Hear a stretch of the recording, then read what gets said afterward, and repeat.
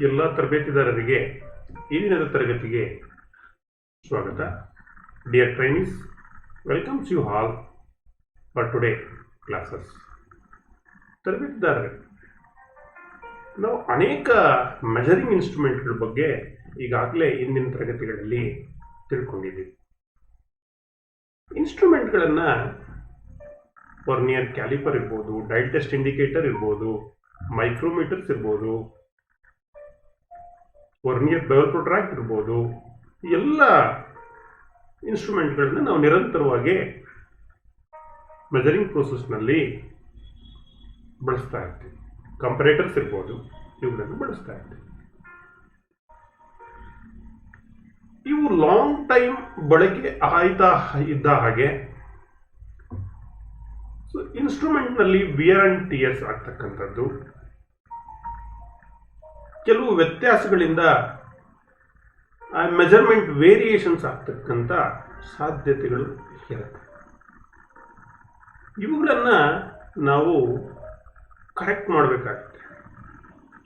So ಆ correct ಮಾಡೋ ಪ್ರಕ್ರಿಯೆ ಏನಿದೆ ಅದನ್ನು ನಾವು ಕ್ಯಾಲಿಬ್ರೇಷನ್ ಅಂತ ನಾವು ಕರಿತೀವಿ. Calibrations of measuring instrument. The today topic is calibrations of measuring instrument.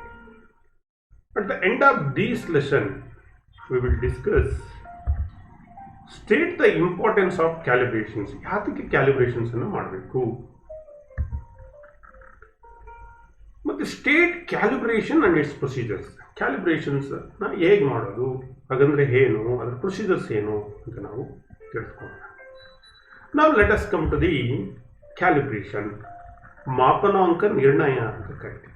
ಕ್ಯಾಲಿಬ್ರೇಷನ್ಸ್ means ಕನ್ನಡದಲ್ಲಿ ಮಾಪನಾಂಕ ನಿರ್ಣಯ. ಅಂದರೆ ಅನೇಕ ಇನ್ಸ್ಟ್ರೂಮೆಂಟ್ಸ್ಗಳನ್ನು ನಾವು ಬಳಸ್ತೀವಿ. ಅನಲಾಗ್ ಇರ್ಬೋದು, digital, that means electronic measuring instrument ಇರ್ಬೋದು. ಈಗ digital caliper, digital micrometer, digital dial test indicator,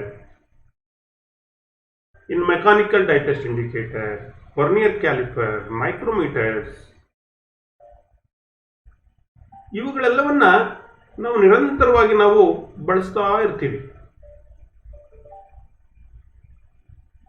ಹಾಗಾದ್ರೆ ಇಲ್ಲಿ ಈ ಮಾಪನಾಂಕ ನಿರ್ಣಯ ಅಂದ್ರೆ ಏನು, ಕ್ಯಾಲಿಬ್ರೇಷನ್ ಅಂದ್ರೆ ಏನು ಅಂದರೆ, ಈ ಕ್ಯಾಲಿಬ್ರೇಷನ್ ಅಂತಕ್ಕಂಥದ್ದು it is an activity of checking by comparisons with A standard the accuracy of the measuring instrument of any type. It may also include adjustment of the instrument to bring into the alignment with the standard. ನಾವು ವರ್ಕ್ಶಾಪ್ನಲ್ಲಿ ಹೇಳ್ತಾ ಇರ್ತೀನಿ, master gauge ಅಂತ ಇರುತ್ತೆ, ಗೊತ್ತಾಯ್ತಾ, master equipments ಅಂತ ಇರುತ್ತೆ. ಅಂದರೆ ಒಂದು ಸ್ಟ್ಯಾಂಡರ್ಡ್ ಇರುತ್ತೆ. ಯಾವಾಗ ನಾವು ಈ ಇನ್ಸ್ಟ್ರೂಮೆಂಟ್ಗಳನ್ನು, ಮೆಜರಿಂಗ್ ಇನ್ಸ್ಟ್ರೂಮೆಂಟ್ಗಳನ್ನು ನಿರಂತರವಾಗಿ ಬಳಸ್ತಾ ಇರ್ತೀವೋ, ಬಳಸುವಂಥ ಸಂದರ್ಭದಲ್ಲಿ ಅನೇಕ ಕಾರಣಗಳಿಂದ ಅಟ್ಮಾಸ್ಫಿಯರಿಕ್ ಹ್ಯುಮಿಡಿಟಿ ಇರಬಹುದು, ವಾತಾವರಣ ಇರಬಹುದು, ನಾವು ಬಳಸ್ತಕ್ಕಂಥ ರೀತಿ ಇರಬಹುದು, ಕೆಲವು ಸಂದರ್ಭದಲ್ಲಿ ಅದು ಅಡ್ಜಸ್ಟ್ಮೆಂಟ್ ಅನ್ನು ಮಾಡಬೇಕಾಗುತ್ತೆ. ಈ ಅಡ್ಜಸ್ಟ್ಮೆಂಟ್ ಏನು ಮಾಡೋದಿದೆ, ಇನ್ಸ್ಟ್ರೂಮೆಂಟನ್ನು ಯಾವುದಕ್ಕೆ ಅಡ್ಜಸ್ಟ್ಮೆಂಟ್ ಮಾಡ್ತೀರಿ, ಒಂದು ಸ್ಟ್ಯಾಂಡರ್ಡ್ ನಮಗೆ ಪ್ರತಿಯೊಂದಕ್ಕೂ. ಈಗ ಒಂದು ವರ್ನಿಯರ್ ಮೈಕ್ರೋಮೀಟರ್ ತಗೊಂಡ್ರೆ ಅದ್ರದ್ದು ಲೀಸ್ಟ್ ಕೌಂಟ್ ಎಷ್ಟಿರಬೇಕು, 0.001 mm. ಒಂದು ವರ್ನಿಯರ್ ಕ್ಯಾಲಿಪರ್ ತಗೊಂಡ್ರೆ ಅದರ ಲೀಸ್ಟ್ ಕೌಂಟ್ ಎಷ್ಟಿರಬೇಕು, 0.02 mm ಅಪ್ ಟು. ಈ ರೀತಿ ಒಂದು ಸ್ಟ್ಯಾಂಡರ್ಡ್ ಇರುತ್ತೆ. ಆ ಸ್ಟ್ಯಾಂಡರ್ಡ್ ಮಾನಕಕ್ಕೆ, ಯೂನಿಟ್ಗೆ ನಾವೇನು ಮಾಡಬೇಕಾಗುತ್ತೆ, ನಾವು ಬಳಸ್ತಕ್ಕಂಥ ಇಕ್ವಿಪ್ಮೆಂಟ್ಗಳನ್ನು ಏನು ಮಾಡಬೇಕಾಗುತ್ತೆ, ಕ್ಯಾಲಿಬ್ರೇಟ್ ಮಾಡಬೇಕಾಗುತ್ತೆ, ನಿರ್ಣಯವನ್ನು ಮಾಡಬೇಕಾಗುತ್ತೆ. ಮಾಪನಾಂಕ ನಿರ್ಣಯ ಯಾವುದೇ ರೀತಿಯ ಅಳತೆಯ ಉಪಕರಣದ ನಿಖರತೆ ಅಂತ ಕರೀತಾರೆ. That means standard. ಆ ಕಂಪ್ಯಾರಿಸನ್ ಅನ್ನು ಮಾಡತಕ್ಕಂಥದ್ದು ಒಂದು ಮಾನದಂಡ, ಅಂದ್ರೆ ಒಂದು ಸ್ಟ್ಯಾಂಡರ್ಡ್ಗೆ ಹೋಲಿಸುವ ಮೂಲಕ ಅದನ್ನ ಪರಿಶೀಲಿಸ್ತಕ್ಕಂಥದ್ದು, ಸರಿ ಇದೆಯಾ ಅಥವಾ ಇಲ್ವಾ ಅಂತ ಚೆಕ್ ಮಾಡ್ತಕ್ಕಂಥ ಒಂದು ಪ್ರೋಸೆಸ್ ಅನ್ನು ನಾವೇನಂತ ಕರಿತೀವಿ, ಕ್ಯಾಲಿಬ್ರೇಷನ್ ಅಂತ ಕರಿತೀವಿ. It is an activity of checking by comparison with a standard the accuracy of the measuring instrument of any type. It may also include adjustment of the instrument to bring it into alignment with the standard is called calibrations ಅಂತ ನಾವು ಕರಿತೀವಿ. ಮತ್ತೆ so ಮುಂದುವರೆದು Y calibration is important. ಯಾತಕ್ಕೆ ಕ್ಯಾಲಿಬ್ರೇಷನ್ಸ್ ಅನ್ನ ಮಾಡಬೇಕು? ಯಾತಕ್ಕೆ sir ಹಾಗಾಗಿ ಈ ಕ್ಯಾಲಿಬ್ರೇಷನ್ಸ್ ಅನ್ನ ಮಾಪನಾಂಕ ನಿರ್ಣಯವನ್ನು ಮಾಡಬೇಕು ಅಂತ ಹೇಳ್ತೀರಾ ನೀವು? ಹಾಗೆ ಬಳಸಿದ್ರೆ ಆಗಲ್ವಾ? ನೋಡಿ, ಅದನ್ನ ಈಗ ನೋಡೋಣ. ಯಾಕೆ ಕ್ಯಾಲಿಬ್ರೇಷನ್ ಮಾಡಬೇಕು? The accuracy of all measuring device degrade over A time. ನೋಡಿ, ಯಾವುದೇ ಒಂದು ಇನ್ಸ್ಟ್ರೂಮೆಂಟ್ ಅನ್ನ ತೆಗೆದುಕೊಂಡಾಗ ಅದರ ಅಕ್ಯುರೇಸಿ ಏನಿರುತ್ತೆ, ಈ ಅಕ್ಯುರೇಸಿ ಏನಾಗುತ್ತೆ? ಡಿಗ್ರೇಡ್. ಸ್ವಲ್ಪ ದೀರ್ಘಾವಧಿಯ ಬಳಕೆಯ ನಂತರ ಅದರ ಅಕ್ಯುರೇಸಿ ಕಡಿಮೆ, ಏರುಪೇರಾಗುತ್ತೆ. ಹಾಗಾಗಿ ನಾವು ಮಾಪನಾಂಕ ನಿರ್ಣಯವನ್ನ ನಮ್ಮ ಇನ್ಸ್ಟ್ರೂಮೆಂಟ್ ಸರಿ ಇದೆಯೋ ಇಲ್ಲವೋ ಅನ್ನೋದನ್ನ ಚೆಕ್ ಮಾಡಿ ಅದನ್ನ ಸರಿ ಇಲ್ಲದೆ ಇದ್ದಾಗ ಆ ಸ್ಟ್ಯಾಂಡರ್ಡ್ಗೆ ಅದನ್ನ ಸರಿದೂಗಿಸಬೇಕು. ಇದಕ್ಕಾಗಿ ನಾವೇನ್ ಮಾಡಬೇಕು? ಕ್ಯಾಲಿಬ್ರೇಷನ್ಸ್ ಮಾಡಬೇಕು. ಇನ್ನು ಎರಡನೇ ಪಾಯಿಂಟ್ ನೋಡೋಣ. This is typically caused by normal wear and tear. ನಾನು ಹೇಳಿದೆ ನಾರ್ಮಲ್ ವಿಯರ್ ಅಂಡ್ ಟಿಯರ್ ಇರುತ್ತೆ. However, changes in accuracy can also be caused by electric or mechanical shock. ಕೆಲವು ಸಂದರ್ಭದಲ್ಲಿ ಎಲೆಕ್ಟ್ರಾನಿಕ್ ಡಿವೈಸ್ ಇರುತ್ತೆ, ಮೆಕ್ಯಾನಿಕಲ್ ಡಿವೈಸಸ್ ಇರುತ್ತೆ. ಅಲ್ಲಿ hazardous manufacturing environment ಇರುತ್ತೆ. In which it is being used, it may be degraded very quickly or over a long period of time. That the bottom line is that calibration improves the accuracy of the measuring device. ಯಾವುದೇ ಒಂದು measuring instrument ಅನ್ನ calibrate ಮಾಡಬೇಕು ಅಂದ್ರೆ, ಅದರ ಮಾಪನಾಂಕವನ್ನ ನಿರ್ಣಯವನ್ನ ಮಾಡಬೇಕು ಅಂದ್ರೆ ಯಾತಕ್ಕೆ ಮಾಡಬೇಕು, ಯಾಕೆ ಮಾಡಬೇಕು ಅಂದ್ರೆ, ನಾರ್ಮಲ್ ವಿಯರ್ ಅಂಡ್ ಟಿಯರ್ ಇರುತ್ತೆ. ದೀರ್ಘ ಬಳಕೆಯಿಂದ ಏನಾಗಿರುತ್ತೆ? ಅದು ಡಿಗ್ರೇಡ್ ಆಗಿರುತ್ತೆ ಲಾಂಗ್ ಟೈಮ್ ಯೂಸ್ ಮಾಡಿರೋದ್ರಿಂದ. ಮತ್ತೆ ಬಳಸುವಂತ ಸಂದರ್ಭದಲ್ಲಿ ಹಜಾರ್ಡಸ್ ಮ್ಯಾನುಫ್ಯಾಕ್ಚರಿಂಗ್, ನಾವು ಬಳಸ್ತಕ್ಕಂಥ ಎನ್ವೈರನ್ಮೆಂಟ್ ಇರ್ಬೋದು, ಅಟ್ಮಾಸ್ಫಿಯರಿಕ್ ಹ್ಯುಮಿಡಿಟಿ ಇರ್ಬೋದು, ಇದರಿಂದ ವ್ಯತ್ಯಾಸಗಳಾಗಿರುತ್ತೆ for a long period of time ಅದನ್ನ ಬಳಸೋದ್ರಿಂದ. ಹಾಗಾಗಿ ನಾವು ಕ್ಯಾಲಿಬ್ರೇಷನ್ಸ್ ಅನ್ನ ಮಾಡ್ತೀವಿ. ಈ ಕ್ಯಾಲಿಬ್ರೇಷನ್ಸ್ ಅನ್ನ ಮಾಡೋದ್ರಿಂದ it improve the accuracy of the measuring device.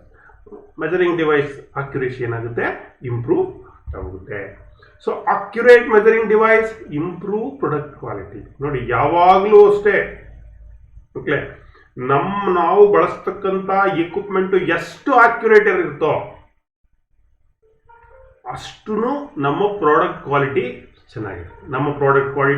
ಚೆನ್ನಾಗಿರುತ್ತೆ. That's why calibration is important. When should you calibrate your measuring device? ಹಾಗಾದ್ರೆ ಯಾವಾಗ ಮಾಡಬೇಕು? ಪ್ರತಿದಿನ ಮಾಡಬೇಕಾ? ನಿತ್ಯ ಮಾಡಬೇಕಾ? ವರ್ಷಕ್ಕೊಂದ್ಸಲಿ ಮಾಡಿದ್ರೆ ಸಾಕಾ? So it can be decided you. When should you calibrate your measuring device? A measuring device should be calibrated according to the recommendations of the manufacturer.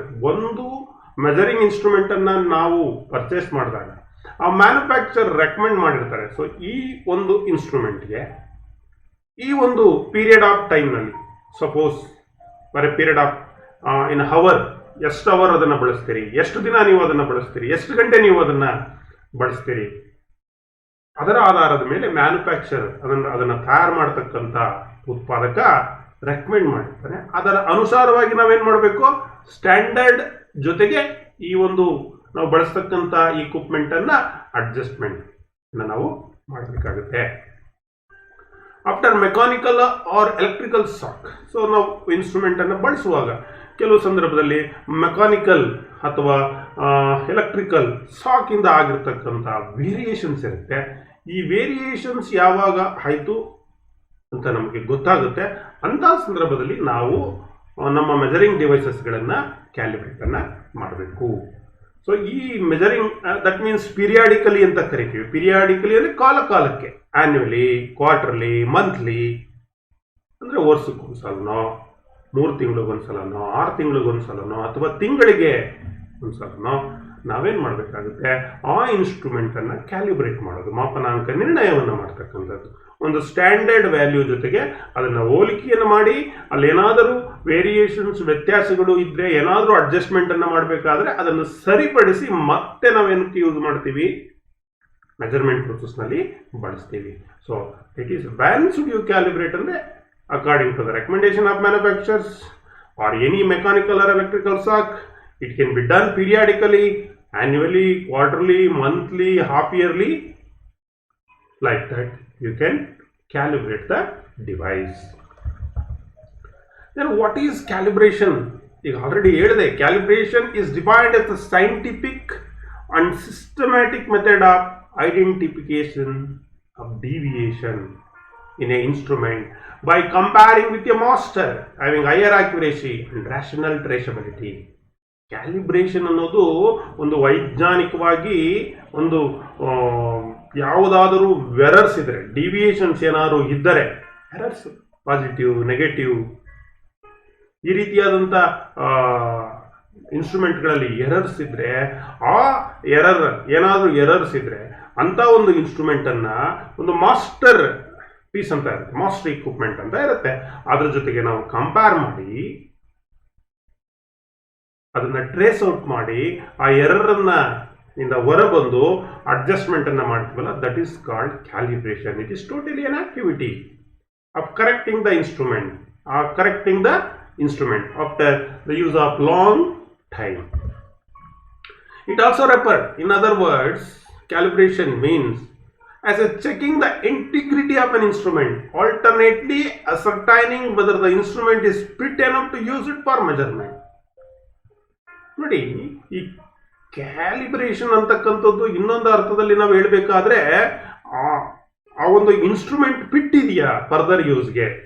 ನಾವು ನಿರಂತರವಾಗಿ ಯೂಸ್ ಮಾಡ್ತಾ ಇದ್ದೀವಿ, ಈಗ 1 ತಿಂಗಳು ಯೂಸ್ ಮಾಡಿದ್ದೀವಿ, 2 ತಿಂಗಳು ಯೂಸ್ ಮಾಡ್ತಾ ಇದ್ದೀವಿ, ಮತ್ತೆ ಅದನ್ನು ಯೂಸ್ ಮಾಡಲಿಕ್ಕೆ ಸರಿ ಇದೆಯಾ? That is calibration. ಏನು ಸರ್ ಕ್ಯಾಲಿಬ್ರೇಷನ್ ಅಂದರೆ ಏನು ಮಾಡ್ತಾರೆ ಸರ್? ಕ್ಯಾಲಿಬ್ರೇಷನ್ ಅಂದರೆ ನಿಮ್ಮ ಇನ್ಸ್ಟ್ರೂಮೆಂಟ್ ತಗೊಳ್ತಾರೆ, ನಿಮ್ಮ ಇನ್ಸ್ಟ್ರೂಮೆಂಟ್ ತಗೊಂಡು ಅದನ್ನೆಲ್ಲ ಸರ್ವಿಸಿಂಗ್ ಮಾಡ್ತಾರೆ.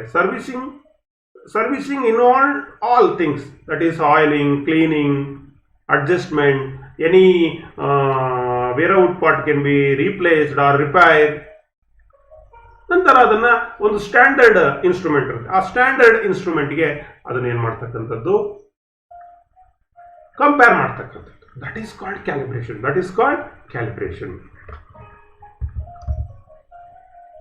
ಈಗ ಕ್ಯಾಲಿಬ್ರೇಷನ್ಸ್ ಮಾಡೋದು ಹೇಗೆ, ಅದ್ರ ಪ್ರೊಸೀಜರ್ಸ್ ಹೇಗೆ ಅಂತ ನೋಡೋಣ. ನೋಡಿ, ಕ್ಯಾಲಿಬ್ರೇಷನ್ಸ್ ಅನ್ನು ಮಾಡ್ತಕ್ಕಂಥದ್ದು ಇಲ್ಲಿ ನೋಡಿ, ಇಲ್ಲಿ ಒಂದು ಕಂಪ್ಯಾರಿಸನ್ಸ್ ಅನ್ನು ಕೊಟ್ಟಿದ್ದೀವಿ. ಇಲ್ಲಿ ಇನ್ಪುಟ್ ಇದೆ, ಇಲ್ಲಿ ಟೆಸ್ಟ್ ಇನ್ಸ್ಟ್ರೂಮೆಂಟ್, ಇಲ್ಲಿ ಔಟ್ಪುಟ್ ಕಂಪ್ಯಾರಿಸನ್ಸ್ ಇದೆ, that is the output comparisons, ಮತ್ತೆ ಇನ್ಪುಟ್. ಸೊ ಇಲ್ಲಿ ಮಾಸ್ಟರ್ಗೆ ಏನು ಮಾಡ್ತಾ ಇದ್ದೀವಿ, ನಾವು ಟೆಸ್ಟ್ ಮಾಡ್ತಕ್ಕಂಥ ಇನ್ಸ್ಟ್ರೂಮೆಂಟ್ ಅನ್ನ ಏನು ಮಾಡ್ತಾ ಇದ್ದೀವಿ, ಕಂಪೇರ್ ಮಾಡ್ತೀವಿ. ಯಾವುದಕ್ಕೆ? Master instrument. So calibrator schematically explained in these sketches. Input ಅಂದ್ರೆ ಏನು? It is equal to same minus both to TMI and master. Output ಅಂದರೆ ಡಿವಿಯೇಷನ್ ಆಫ್ ಎರರ್. ಔಟ್ಪುಟ್ ಅಂದರೆ ಏನು? ಯಾವ್ದಾದ್ರು ಎರರ್ ಇದ್ರೆ ಆ ಎರರನ್ನು ಏನು ಮಾಡ್ತಾ ಇದ್ದೀವಿ, ರೆಕ್ಟಿಫೈ ಮಾಡ್ತಾ ಇದ್ದೀವಿ. ಎರರ್ ಅಂದರೆ ಐದರ್ ನೆಗೆಟಿವ್ ಆರ್ ಪಾಸಿಟಿವ್. ಇಂದಿನ ತರಗತಿಯಲ್ಲಿ ನಿಮ್ಗೆ ತಿಳಿಸಿದ್ದೀನಿ ಎರರ್ ಬಗ್ಗೆ, ಇನ್ಸ್ಟ್ರೂಮೆಂಟ್ಗಳಲ್ಲಿ ಯಾವ ರೀತಿ ಎರರ್ ಬರುತ್ತೆ, ಅದನ್ನ ಹೇಗೆ ಸರಿ ಮಾಡ್ಕೋಬೇಕು. ಈಗ ಕೆಲವು ಟೈಮ್ ಅಡ್ಜಸ್ಟ್ ಮಾಡ್ತೀರಿ, ಮತ್ತೆ ಅದು ವಿಯರ್ ಅಂಡ್ ಟಿಯರ್ ಆಗಿರುತ್ತೆ, ಮತ್ತೆ ಅದನ್ನ ಏನು ಮಾಡಬೇಕಾಗುತ್ತೆ, ನಾವು ಅಲೈನ್ಮೆಂಟು ಅಡ್ಜಸ್ಟ್ಮೆಂಟು ಮಾಡಬೇಕಾಗುತ್ತೆ. ಅದನ್ನ ಮಾಸ್ಟರ್ ಇಕ್ವಿಪ್ಮೆಂಟ್ ಜೊತೆ ನಾವು ಕಂಪೇರ್ ಮಾಡಬೇಕಾಗುತ್ತೆ. ಏನಾದರೂ ಡಿವಿಯೇಷನ್ಸ್ ಇದ್ರೆ, ಐದರ್ ಪಾಸಿಟಿವ್ ಆರ್ ನೆಗೆಟಿವ್ ಡಿವಿಯೇಷನ್ಸ್ ಇದ್ರೆ ಅದನ್ನು ನಾವು ಸರಿಪಡಿಸ್ಬೇಕಾಗುತ್ತೆ. ದಟ್ ಪ್ರೊಸೆಸ್ ಇಸ್ ಕಾಲ್ಡ್ ಕ್ಯಾಲಿಬ್ರೇಷನ್ಸ್ ಅಂತ ನಾವು ಕರಿತೀವಿ.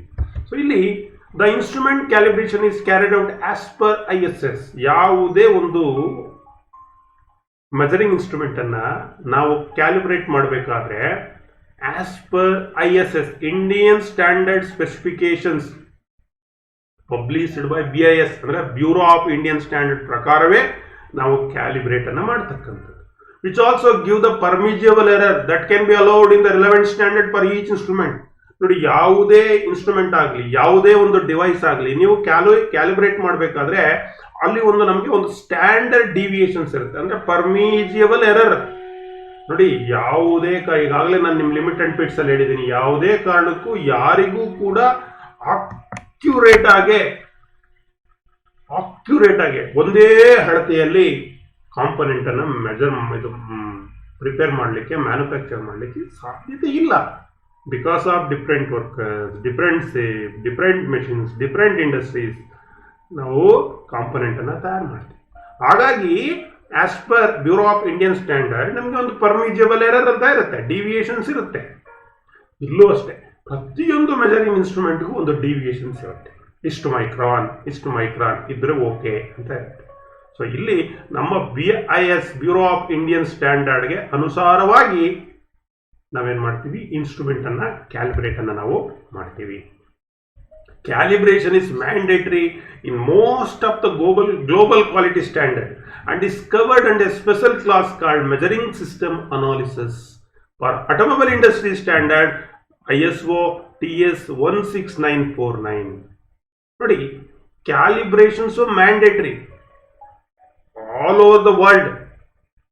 ಗ್ಲೋಬಲಿ ಒಂದು ಕ್ವಾಲಿಟಿ ಸ್ಟ್ಯಾಂಡರ್ಡ್ ಇರುತ್ತೆ, ಇಂಟರ್ನ್ಯಾಷನಲ್ ಸ್ಟ್ಯಾಂಡರ್ಡ್ ಆರ್ಗನೈಸೇಷನ್ಸ್ ಇದೆ. And it is covered under a special class called measuring instrument analysis. ಈ measuring instrument analysis MSc ಅಂತ ಇದೆ.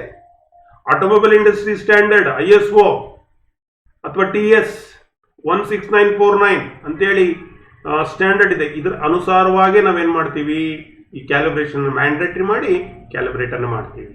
So this calibration can be carried out by an accredited laboratory or by following relevant documents of the certifying agency. ನೋಡಿ, ಈ ಕ್ಯಾಲಿಬ್ರೇಷನ್ಸ್ ಅನ್ನ ಮಾಡ್ತಕ್ಕಂಥದ್ದು, ಕೆಲವು instrument ಅನ್ನ ನಾವು ಕ್ಯಾಲಿಬ್ರೇಷನ್ಸ್ ಅನ್ನ ಮಾಡಲಿಕ್ಕೆ ಅದಕ್ಕೆ ಒಂದು ಅಕ್ರಿಡೇಟೆಡ್ ಲ್ಯಾಬೊರೇಟರಿ ಇದೆ, ಪ್ರಯೋಗಾಲಯ ಇರುತ್ತೆ, ಅದಕ್ಕೆ ಒಂದು ಏಜೆನ್ಸಿ ಇರಬೇಕು, ಒಂದು ರಿಲೆವೆಂಟ್ ಡಾಕ್ಯುಮೆಂಟ್ಸ್ ಇರಬೇಕು.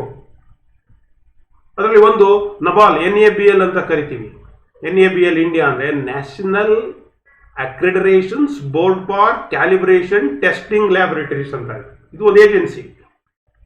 ಸೊ ಇಲ್ಲಿ ರಿಲೆವೆಂಟ್ ಡಾಕ್ಯುಮೆಂಟ್ಸು, ಸರ್ಟಿಫೈಯಿಂಗ್ ಏಜೆನ್ಸಿ ಏನು ಅದರ ಅನುಸಾರವಾಗಿ ನಮ್ಮ ಇಂಡಿಯನ್ ಸ್ಟ್ಯಾಂಡರ್ಡ್ ಇರ್ಬೋದು, ಬೇರೆ ಗ್ಲೋಬಲ್ ಸ್ಟ್ಯಾಂಡರ್ಡ್ ಇರ್ಬೋದು ಮಾಡಿರ್ತಾರೆ. So the accreditating body in our countries NABL. ನಮ್ಮ ದೇಶದಲ್ಲಿ ನಮಗೆ ಅಕ್ರೆಡಿಟೇಟಿಂಗ್ ಬಾಡಿ ಯಾವುದು ಅಂದರೆ national accreditations board of calibration testing laboratories.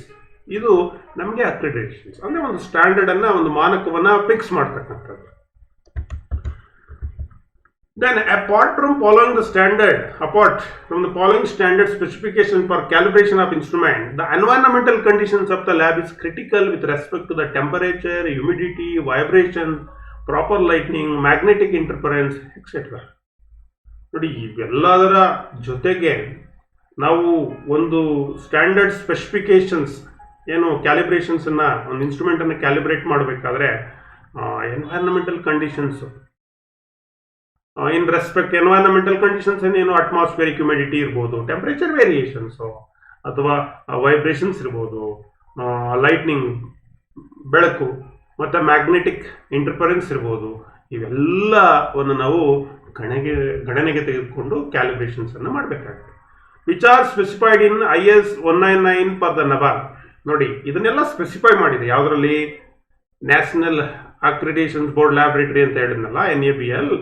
The document, ಯಾವ್ಯಾವ ಡಾಕ್ಯುಮೆಂಟ್ ಬೇಕು, ಎಸೆನ್ಷಿಯಲ್ ಯಾವುದು, ಕ್ರಿಟೇರಿಯಾ ಯಾವುದು ಕ್ಯಾಲಿಬ್ರೇಷನ್ಸ್ ಲ್ಯಾಬ್ನಲ್ಲಿ. We should be adopt the quality system standard QSS ಅಂತ ಕರಿತೀವಿ, ಆಸ್ ಪರ್ ISO IEC 170-235 2015. ಇದೆಲ್ಲ ಸ್ಟ್ಯಾಂಡರ್ಡ್, ಒಂದು ಅಕ್ರಿಡೇಷನ್ಸ್ ಬಾಡಿ ಏನಿದೆ ಆ ಒಂದು ಸ್ಟ್ಯಾಂಡರ್ಡ್.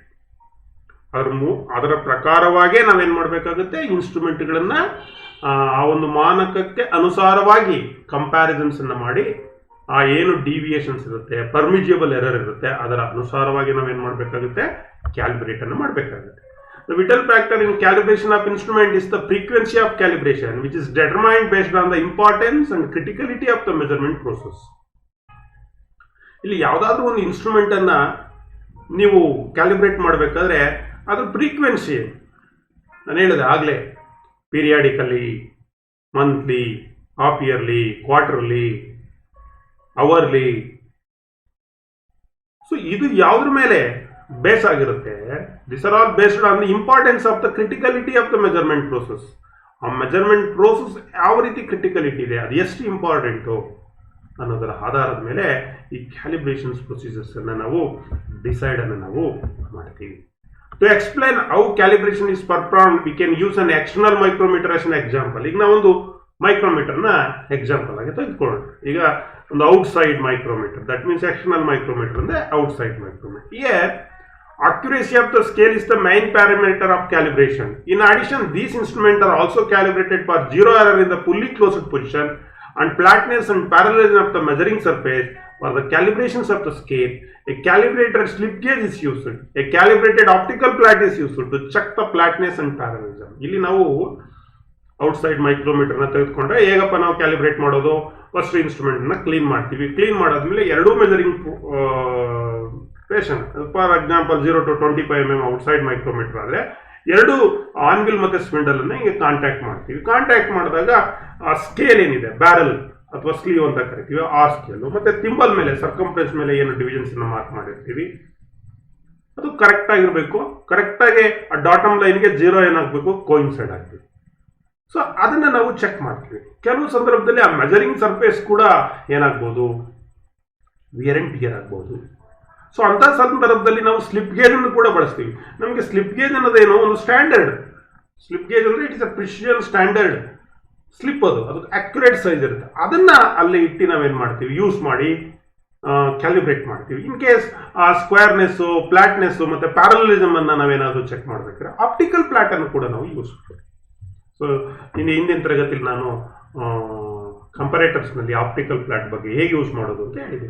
ಸೊ ಈ ರೀತಿ ನಾವೇನು ಮಾಡ್ತೀವಿ, ಒಂದು ಇನ್ಸ್ಟ್ರೂಮೆಂಟನ್ನು ಕ್ಯಾಲಿಬ್ರೇಷನ್ಸನ್ನು ನಾವು ಮಾಡ್ತೀವಿ.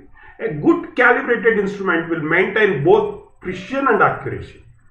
The essential requirement of any measuring system. ನೋಡಿ, ಯಾವುದೇ ಒಂದು ಇನ್ಸ್ಟ್ರೂಮೆಂಟನ್ನು ತೆಗೆದುಕೊಳ್ಳಿ, ಸೊ ಆ ಇನ್ಸ್ಟ್ರೂಮೆಂಟ್ ನಾವು ಏನನ್ನ ಮೇಂಟೈನ್ ಮಾಡಬೇಕು, ಪ್ರಿಸಿಷನ್ ಅಂಡ್ ಅಕ್ಯುರೇಸಿ, ಈ ರಿಪಿಟಬಿಲಿಟಿ ಆಫ್ ಯೂಸ್ ಅಂತ ಏನು ಕರಿತೀವಿ, ಮತ್ತೆ ಟ್ರೂ ವ್ಯಾಲ್ಯೂವನ್ನು ತೋರಿಸೋದು. ನೀವು ಎಷ್ಟೇ ಸರಿ ಬಳಸಿದ್ರೂ ಅದು ಕರೆಕ್ಟ್ ಟ್ರೂ ವ್ಯಾಲ್ಯೂವನ್ನು ತೋರಿಸ್ತಕ್ಕಂಥ, that means accuracy, repeatability of the instrument, that is the precision. It is essential requirement of any measuring system. ಯಾವುದೇ ಮೆಜರಿಂಗ್ ಸಿಸ್ಟಮ್ನಲ್ಲಿ ಈ ಪ್ರಿಸಿಷನ್ ಮತ್ತೆ ಅಕ್ಯುರೇಸಿ ಇದು ಎರಡೂ ಕೂಡ ಬಹಳ ಮುಖ್ಯವಾದ. Calibrations of your measuring instrument has 2 objectives. ಪ್ರತಿಯೊಂದು ಕ್ಯಾಲಿಬ್ರೇಷನ್ಸ್ ನಲ್ಲಿ 2 ಆಬ್ಜೆಕ್ಟಿವ್ಸ್, ಉದ್ದೇಶ ಇರುತ್ತೆ. ಒಂದು, it checks the accuracy of the instrument and determines the traceability of the measurement. So ಒಂದು ಇನ್ಸ್ಟ್ರೂಮೆಂಟ್ ಅಕ್ಯುರೇಸಿಯನ್ನು ಚೆಕ್ ಮಾಡ್ತಕ್ಕಂಥದ್ದು, ಇನ್ನೊಂದು ಮೆಜರ್ಮೆಂಟ್ ಅನ್ನ ಟ್ರೇಸ್ ಔಟ್ ಮಾಡ್ತಕ್ಕಂಥದ್ದು. ಇದೆರಡೂ ಉದ್ದೇಶಗಳು ಪ್ರತಿಯೊಂದು ಕ್ಯಾಲಿಬ್ರೇಷನ್ಸ್ ನಲ್ಲೂ ಇರುತ್ತೆ, ಮಾಪನಾಂಕ ನಿರ್ಣಯವನ್ನ ಮಾಡೋದ್ರಲ್ಲಿ. In practice calibration also include repair of the device. ನಾನು ಆಗ್ಲೇ ಹೇಳಿದೆ, ಎನಿ ರಿಪೇರ್, ಅಡ್ಜಸ್ಟ್ಮೆಂಟ್, ರೀಪ್ಲೇಸ್ ಅಂತ ಹೇಳಿದೆ. ಕ್ಯಾಲಿಬ್ರೇಷನ್ಸ್ ಜೊತೆ ಇದ್ರ ಜೊತೆಗೆ ಈ ಪ್ರೊಸೀಜರ್ ನಲ್ಲಿ ಏನ್ ಇನ್ಕ್ಲೂಡ್ ಆಗಿರುತ್ತೆ ಅಂದ್ರೆ, repair of the device if it is out of the calibration. A report is provided by the calibration expert which shows the error in the measurement with the measuring device before and after the calibrations. So ಏನು report ಅನ್ನ ಕೊಡ್ತಾರೆ expert, ಕ್ಯಾಲಿಬ್ರೇಷನ್ಸ್ ಮಾಡಿರ್ತಕ್ಕಂಥ expert, ಅವ್ರೇನಾದ್ರು ಅಲ್ಲಿ errors ಇದೆ ಅಂತ ಏನಾದ್ರು ಹೇಳಿದ್ರೆ ಅದನ್ನು ರಿಪೇರಿ ಮಾಡೋಕ್ಕಾಗಲ್ಲ ಅಂದ್ರೆ ಆ ಡಿವೈಸ್ ಅನ್ನ ಏನ್ ಮಾಡಬೇಕಾಗುತ್ತೆ, ರಿಪೇರಿಯನ್ನು ಮಾಡಬೇಕಾಗುತ್ತೆ, ಅಥವಾ ಕೆಲವು ಪಾರ್ಟನ್ನ ರೀಪ್ಲೇಸ್ ಅನ್ನು ಮಾಡಬೇಕಾಗುತ್ತೆ. These are all includes in the calibration procedures.